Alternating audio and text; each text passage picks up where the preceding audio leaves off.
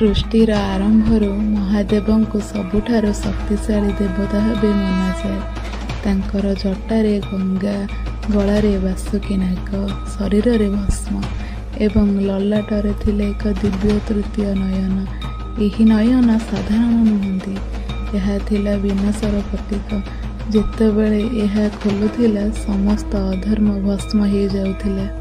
ଏକ ସମୟରେ ତାରକାସୁର ନାମକ ଏକ ଭୟଙ୍କର ଅସୁର ସମସ୍ତ ଦେବତାଙ୍କୁ ପରାଜିତ କରାଇଦେଲେ। ଦେବତାମାନେ ବ୍ରହ୍ମାଙ୍କ ପାଖକୁ ଗଲେ।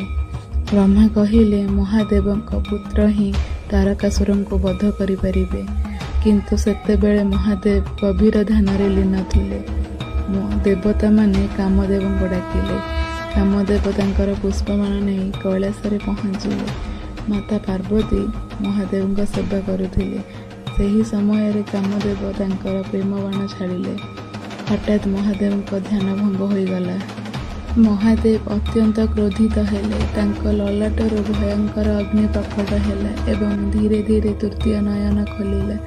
ସେହି ନୟନରୁ ବାହାରୁଥିବା ଅଗ୍ନି ଏତେ ଶକ୍ତିଶାଳୀ ଥିଲା ଯେ କାମଦେବ ସେହି ମୁହୂର୍ତ୍ତରେ ଭସ୍ମ ହୋଇଗଲେ।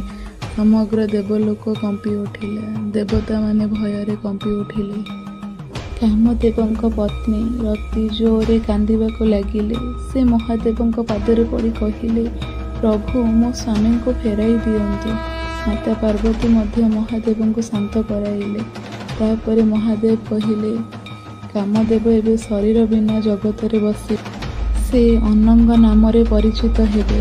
ବନ୍ଧୁମାନେ, ମହାଦେବଙ୍କ ତୃତୀୟ ନୟନ କେବଳ ବିନାଶ ପାଇଁ ନୁହେଁ, ଏହା ସତ୍ୟ ଓ ଜ୍ଞାନ ଅଧର୍ମର ଶେଷ ପ୍ରତୀକ। ଯେତେବେଳେ ପାପ ଅହଙ୍କାର ବଢ଼ିଯାଏ ସେତେବେଳେ ମହାଦେବଙ୍କ ତୃତୀୟ ନୟନ ଖୋଲିଥାଏ। ତେବେ ବନ୍ଧୁମାନେ, ମହାଦେବଙ୍କ ଏହି ରହସ୍ୟମୟ କାହାଣୀ ଆପଣମାନଙ୍କୁ କେମିତି ଲାଗିଲା? କମେଣ୍ଟରେ ନିଶ୍ଚିନ୍ତ ଲେଖନ୍ତୁ। ହର ହର ମହାଦେବ। ଭିଡ଼ିଓଟି ଭଲ ଲାଗିଥିଲେ ଲାଇକ୍, ସେୟାର